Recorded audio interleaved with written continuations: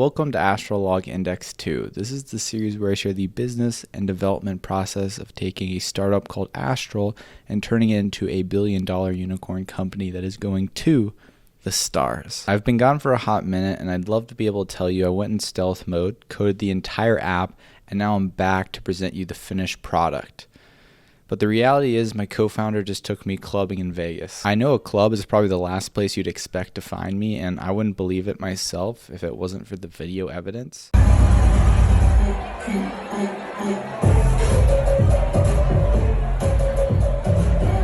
Now you may be thinking to yourself, wow, that's incredibly irresponsible. Why would Ben, who's in the middle of starting a unicorn company, drop everything to go partying? Which, to the untrained eye, I can see where it could look like I was having fun. But don't get it twisted, this was a business trip. I too used to think that all business was conducted by a bunch of people wearing gray suits sitting in a high-rise office smiling at graphs. I also used to code an entire product, then do business development at the end when it's too late and no one wants what I built. But I've matured, grown as a person, and learned a lot. The reality is business happens everywhere.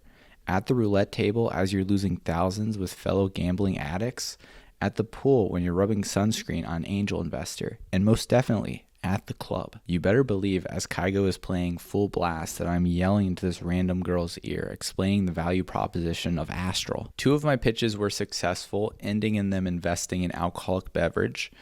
Unfortunately, they seem more interested in buying equity in Benawad than Astral, so I don't think they're interested in the right type of seed round. Also, pro tip, if a girl's buying you a drink and asks you what you want, don't say surprise me. You may think you like trying new things, but you'll end up having the worst drink you've ever tasted in your life. Never have I ever wanted Soylent more than in that moment.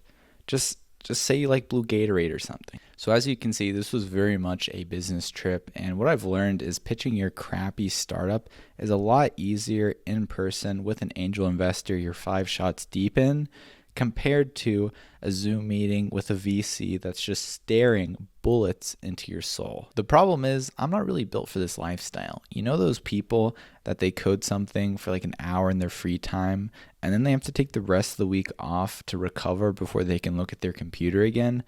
Well, I'm the same way, but with clubbing. After I went twice, I needed a long break. As much as I love losing my hearing, losing my senses, and losing my sleep, it's hard to want to do that when I could be sitting in an ergonomic chair, typing on a rainbow keyboard, listening to Taylor Swift's Wildest Dreams. When I got back from Vegas, the primary activity I did was sleep until I was quite startled when somebody notified me of Spotify.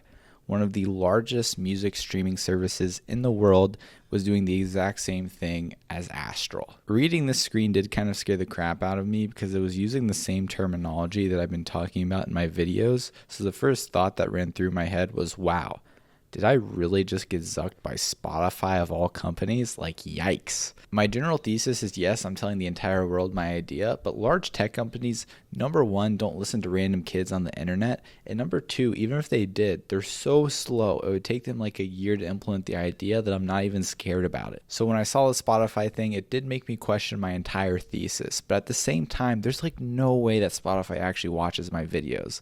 This has to be just yellow cap syndrome, where now that I'm working on a startup for super fans, I noticed these companies doing these super fan events and whatnot, whereas before I would have just ignored them.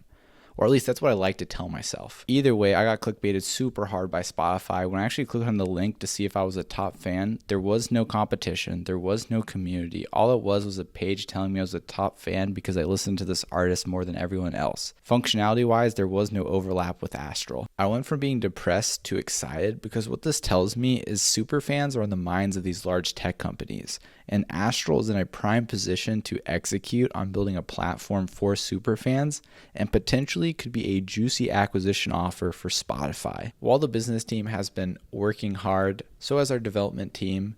Our new designer is almost complete with the mock-ups, and as they've been finishing up screens, I've been coding along, and I've got a little bit of a sneak peek for you. First up, we've got probably one of the coolest animations you've seen all day. Not only does the offset change, but also the opacity slowly fades as the emoji runs around the screen. Basically, you tap the emojis on the right side and emojis will fly around the screen with the sole purpose of mildly entertaining a few individuals that might find it entertaining while they wait for the quiz to start. Not much to say about our feed except that it looks cool, the posts are chronologically ordered, and of course we have a comment section. Comments are sorted by number of likes. When you tap on a comment, it brings up the keyboard for you to reply, and also behind the scenes it scrolls the comment into view so you can actually see it while you're writing your message. Every time you type a letter into the input box, I'm diffing the text to see if you add an @ sign to bring up the mentions autocomplete, which will send a notification to the user that they were mentioned in a comment. One interesting design choice we are making is to lowercase absolutely everything in the app, from headers to labels to placeholder text, basically anything that's not user input.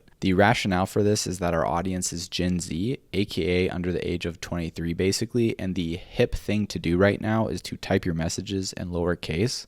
If you go on social media and you read some comment sections, you will see people removing the auto capitalization of the first letter and making it all lowercase. That's it for this Astral log. Stay tuned until next week, where I may not be posting because I'm moving, but then after that I should be back to a consistent posting schedule and will be very, very, very close to a finished MVP.